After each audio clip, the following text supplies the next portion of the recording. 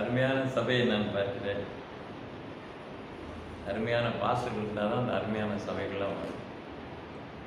கட்டுறது சாதாரண விஷயம் இல்லை. பார்க்கப்படும் போது ஒரு கூடாரத்தை பார்த்தா ஒரு பயபக்தி உண்டாகும். கூடாரத்தை பார்த்தா 4 பேர் உள்ளே போவோம் அப்படின்ற ஒரு எண்ணம் வருவாங்க. அவ்விதமாக அமைக்கப்பட்டிருக்கு. அந்த காலத்தில் பெரிய ஊழியக்காரங்க எல்லாரும் பார்த்தாங்க. இங்கிலாந்து எலிசபெத் மகாராணி, அவங்க குடும்பம், ஜார்ஜ் மன்னர்கள் எல்லாருமே பார்த்தாங்க. நம்மளுடைய அரண்மனை எப்படி இருக்குது, வானாதி வானத்தில் உயர்ந்திருக்கிற மகத்துவம் நிறைந்த வானத்தையும் பூமியும் படைத்த அந்த மகத்துவமான அந்த தெய்வத்துக்கு ஒரு கூடாரானா அது பெருசாக இருக்கணும், அழகாக இருக்கணும் அப்படின்னு சொல்லி தான் அரண்மனையை விட பல மடங்கு அழகாக நேர்த்தியாக என்ன பண்ணாங்க, ஒரு அரண்மனைக்கு ஒப்பாக இல்லை, அதுக்கு மேலவே என்ன பண்ணாங்க, ஆலயங்களை கட்ட தொடங்கினார்கள். யார் அப்படின்னா புராட்டஸ்டன்ட் சபைகளை உருவாக்கியிருந்த லண்டன், அதாவது முதல்ல அவங்க ஸ்காட்லாந்தினுடைய குடும்பங்கள் கிபி 800வது நூற்றாண்டு, அதாவது 8வது நூற்றாண்டிலே தொடங்கின அந்த குடும்பங்கள் இந்த ஆலய பணிகளை அதிகமாக செய்யும் ஊழியத்தை மாத்திரமல்ல, சுவிசேஷ ஊழியத்தையும் அவர்கள் என்ன செய்தார்கள் என்றால் நிறைய ஊழியர்களை உருவாக்கி ஆரம்பிச்சாங்க.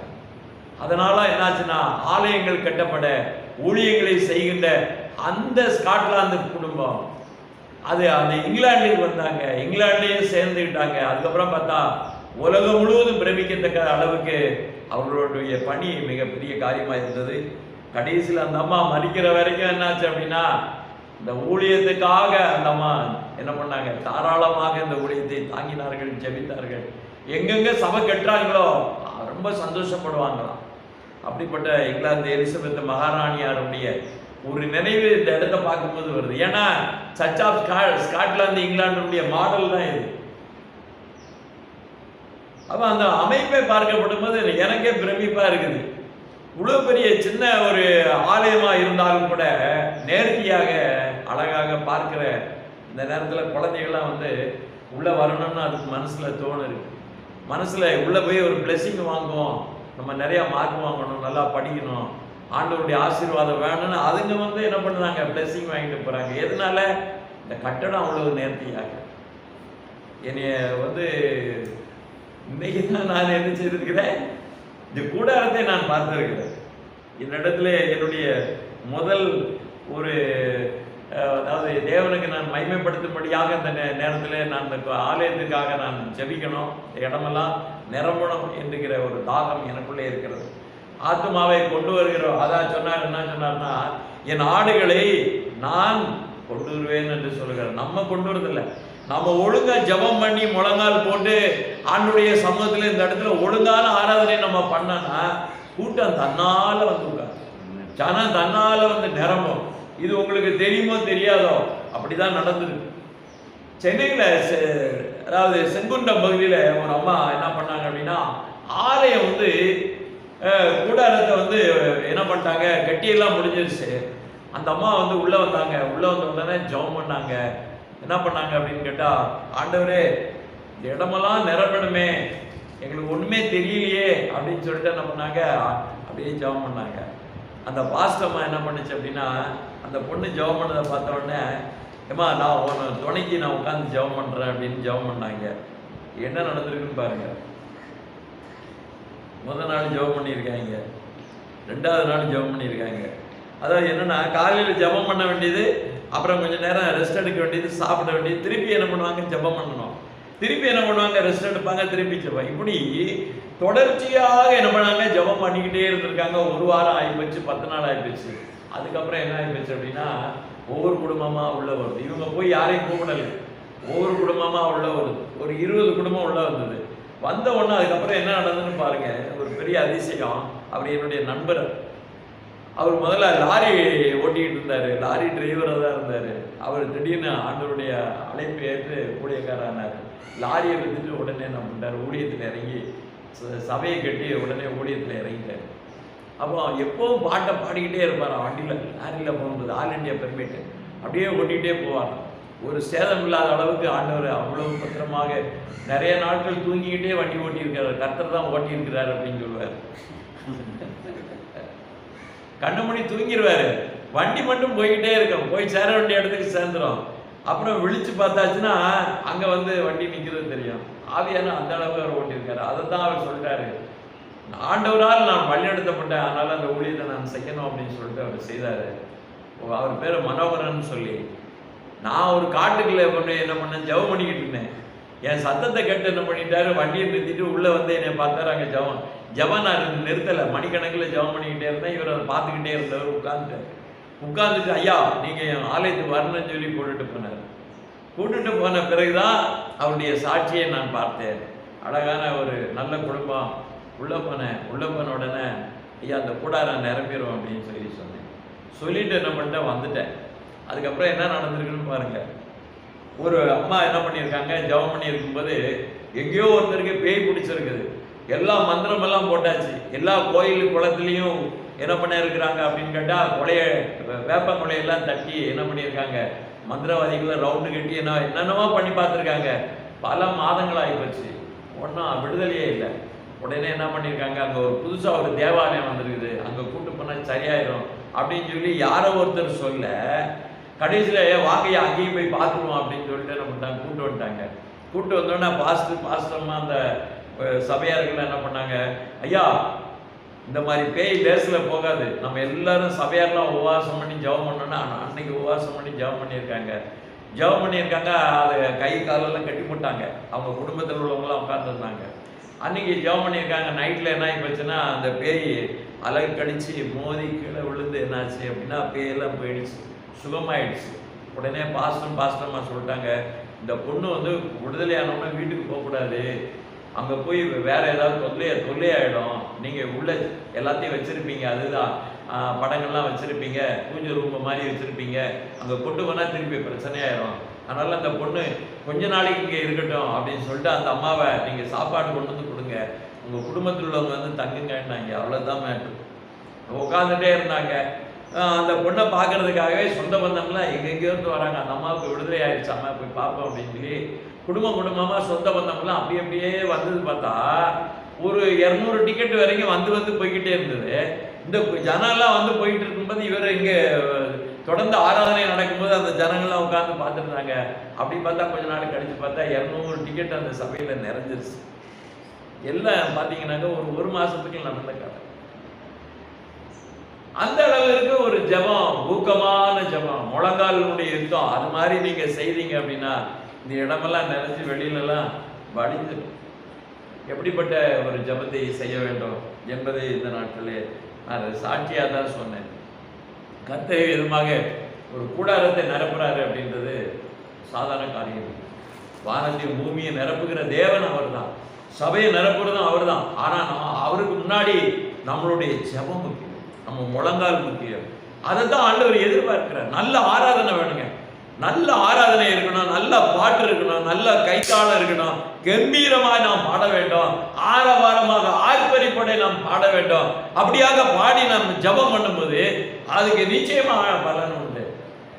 சும்மா நாம இப்படியே இருந்தோம்னா அப்படியே உட்கார்ந்துட்டு இருக்க முடியும். கர்த்தருக்கு ஸ்தோத்திரம் உண்டாவதாக. இந்த நாளிலே உங்கள் மத்தியில் நான் சொல்லக்கூடிய ஒரு சில வசனம், நான் ஏதோ நிறைய மனசில் ஓடிக்கிட்டே இருக்கு, எல்லாத்தையும் சொல்ல முடியாது. இருந்தாலும் கூட ஒரு சில வசனங்களை குறித்து உங்கள் மத்தியில் நான் சொல்லி கடந்து போக விரும்புகிறேன். அப்போஸ்தலருடைய காலங்களிலே நாம் பார்க்கிறோம். அப்போஸ்தலருடைய புத்தகத்தை நான் எடுத்து பார்க்கப்பட்ட போது அப்போஸ்தலருடைய புத்தகங்களிலே நாம் மிக பிரமிக்கத்தக்கதான ஒரு ஊழியத்தை இந்த உலகத்திலே நாம் பார்த்திருக்கிறோம். தேவனுடைய ஊழியமானது முதலாவது திருச்சபை பெந்தேகோஸ்தே நாளிலே உருவான அந்த திருச்சபை, அந்த திருச்சபையிலே என்ன நடந்தது என்று நாம் பார்க்கப்பட்ட போது அப்போஸ்தலருடைய புத்தகத்திலே 1வது அத்தியாயம் 1வது வசனத்தை நாம் வாசிக்கப்பட்ட போது இங்கே நாம் கவனிக்கிறோம், தேவனிலே கிறிஸ்துவானவர் தாம் தெரிந்து கொண்ட அப்போஸ்தலருக்கு பரிசுத்த ஆவியினாலே கட்டளையிட்ட பின்பு என்று நாம் பார்க்கிறோம். அப்போ இந்த உலகத்தில் பார்க்கப்பட்ட போது ஆவியானவருடைய கட்டளை முதலாவதாக திருச்சபையிலே இருக்க வேண்டும். ஆவியானவர் உங்களோட பேச வேண்டும், உங்களோட இடைபட வேண்டும். உங்கள் மத்தியில அசைவாட வேண்டும். நீங்க வீட்டில ஜெபம் பண்ணா உங்களிடத்துல பேச வேண்டும். அப்படியாக தொடங்கப்பட்ட சபையிலே முதலாவது ஜனங்களோட கர்த்தர் ஆவியானவர் பேசிக் கொண்டிருந்தார். அதுதான் முதலாவது திருச்சபையினுடைய அடையாளமாக இருக்கிறது. அப்போ இப்படிப்பட்ட ஒரு அடையாளத்தோட திருச்சபை தொடங்குகிற நேரத்திலே அங்கே இன்னொரு காரியத்தை நீங்கள் பார்க்கப்படும் போது 14வது வசனத்தை வாசிக்கிறோம். அங்கே இவர்கள் எல்லாரும் ஸ்திரீகளோடும் இயேசுவின் தாயாகிய மரியாளோடும் அவருடைய சகோதரரோடும் கூட ஒருவரைப்பட்டு ஜெபத்திலே வேண்டுதலே தரித்திருந்தார்கள் என்று நாம் பார்க்கிறோம். ஜெபம் பண்ணுகிறதுல என்ன பண்ணாங்க? தரித்திருந்தார்கள். எத்தனை பேர் இருந்தாங்க? 120 பேர்கள். எத்தனை பேர் இருந்தாங்க?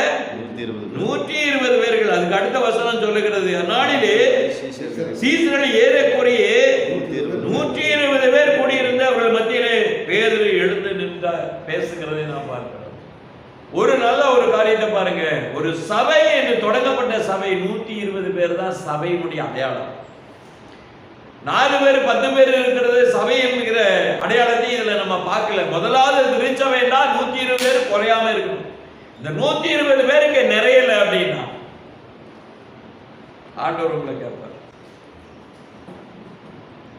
நீங்கள் ஆவியினாலே ஜெபம் பண்ணி ஆவியினாலே நீங்க தேவ சமூகத்துல வேண்டுதல்ல நீங்க தரித்திருந்தீர்களானால் 120 பேர் நிச்சயமாக அங்கே இருப்பார்கள். அந்த 120 பேர்களுக்கு உள்ளே என்ன இருந்ததுன்னா ஒருமனப்பட்ட ஒரு ஜெபம், ஒரே மனசு, ஒரே சிந்தனை, ஒரே அப்படியாக எல்லாருடைய மனசு ஒன்று போல அங்கே இருந்தது என்று நாம் பார்க்கிறோம். கர்த்தருக்கு ஸ்தோத்திரம். இங்க உட்கார்ந்துட்டு இருக்கும்போது வீட்டில் உள்ள ஒரு சிந்தனை, அங்க என்ன மசாலாலாம் என்னென்ன இருக்குது, சில ஆமா மிளகா பொடி வாங்கலையோ, சாயந்தரம் மீன் வாங்கிட்டு வரேன்னு சொல்லியிருக்காரு, அதெல்லாம் உடனே அது சரி ரைட்டு, நல்லெண்ணெய் ஊற்றணுமா, சரி சரி சரி என்ன பண்றது, அந்த நினைவு அங்கே வீட்டுக்குள்ள இங்கே வந்து உட்காந்து. அப்புறம் இன்னொன்று என்ன அப்படின்னாக்க, அங்கேயும் அங்கே பிள்ளை ஸ்கூலு முடிச்சு அங்கே நிற்கும், வாசலில் அழுதுகிட்டு நிற்கும், யார் போய் கூட்டிகிட்டு வர்றது. அதுக்கப்புறம் இன்னொரு டிக்கெட் என்ன பண்ணோம் அப்படின்னு பார்த்தீங்கன்னாக்க, வீட்டில் எல்லாரும் விருந்துக்கு ஆட்கள்லாம் வராங்க, தண்ணி நிரப்புறதுக்கு தொட்டியில் ஒன்றும் இல்லை, 2-3 அண்டா யாரையாவது வீட்டில் வாங்கணும். இந்த மாதிரி குடும்ப சிந்தனைகளை வைத்திருக்கிற பெண்கள் தான் நிறைய பேர் இன்னைக்கு இருக்காங்க. தவிர யாருக்கு வாய்க்கு ருசியா நல்லா சமைச்சு போடலாம், வரமுறை வருது, சொந்த பந்தம் வருது, தங்கச்சி வீட்டுக்காரங்க வராங்க, அப்புறம் அக்கா வீட்டுக்காரங்க வராங்க, பெரியவங்க வராங்க, மாமா வீட்டில் இருந்து வராங்க, எல்லாரும் வராங்க, அவங்களை சமைச்சு போடுகிற அந்த காரியத்தை அவளை திருப்திப்படுத்துகிற அந்த யோசனை தான் பெண்களுக்கு அதிகமாக. வீட்டினுடைய பாரம் ஒரு பக்கம், சபையில வந்து உட்கார்ந்தா அவங்க எந்த மனசுல இருக்காங்கன்னா அங்க வீட்டுல இருக்கிற அம்புட்டையும் மனசுக்குள்ள வச்சு இங்க வந்து உட்கார்ந்துட்டு இருக்கிறாங்க. வேற எங்க ஜபம் ஓடும்? ஓடுமா? ஓடாது. பெரியவங்க என்ன அப்படின்னு கேட்டாக்க, கையில நிறைய காசு இருக்குது, இப்ப நமக்கு கம்மியா இருக்குது, நமக்கு கொஞ்சம் பலவீனமா இருக்கு, காசு இருந்தாதான் கொஞ்சம் தெம்பா இருக்கும், ஏன்னா எங்க போகலாம், என்னென்ன பண்ணலாம், காசு வாங்கலாம் அப்படின்ற ஒரு எண்ணத்துல ஆம்பளைங்க என்ன செய்யறாங்க, யோசிக்கிறாங்க. அதனால எப்படி அன்னைக்கு இருந்த அந்த ஒரு மனசு இப்ப என்ன அப்படின்னா சபையில பல மனசா தான் உட்கார்ந்து, பல மனசு. பிள்ளைகள் எல்லாம் பார்த்தா செல்போனை நோட்டிக்கிட்டு உட்காந்து சர்ச்சு அசிங்க அசிங்கமா இருக்கு. இன்னைக்கு அப்படிப்பட்ட ஒரு இன்னைக்கு இல்லை, எல்லா இடத்துலையும் நாம பார்க்கதான் சார் வருத்தமான ஒரு காரியமாக இருக்கு. இந்த இடத்துல பாருங்க, ஒரு காரியத்தை நன்றாக தெரிந்து கொள்ள வேண்டும். இந்த ஒரு மனசு இருக்கும்போது அவர்களுக்குள்ளே அந்த ஜபத்தின் நிலையில இருக்கப்படும் போது என்ன நடந்தது என்று நாம் பார்க்கப்படும் போது, கீழே பாருங்க 2வது அத்தியாயத்துல வாசிங்கள் 4வது வசனத்தை. அவர்கள் எல்லாரும் பரிசுத்த ஆவியினாலே நிரப்பப்பட்டு ஆவியானவர் தங்களுக்கு தந்தருளின வரத்தின்படியே வெவ்வேறு பாஷைகளிலே பேசத் தொடங்கினார்கள். வரம் பரிசுத்த ஆவி, நல்லா படிக்கிறோம். பரிசுத்த ஆவி நிரம்பின போது வரங்கள் உண்டாகிறது. பரிசுத்த ஆவி இல்லைன்னா வரம் கிடையாது. ஊழியத்துல வரம் இல்லாம ஊழியமே கிடையாது. எந்த ஒரு சபையா இருந்தாலும் சரி, யாரா இருந்தாலும் சரி, பரிசுத்த ஆவியை பெற்றுக்கொள்ளும் போது வரங்கள் கிரியை செய்யும். வல்லமை கிரியை செய்யும், அற்புதங்கள் நடக்கும், அதிசயங்கள் நடக்கும். அதுதான்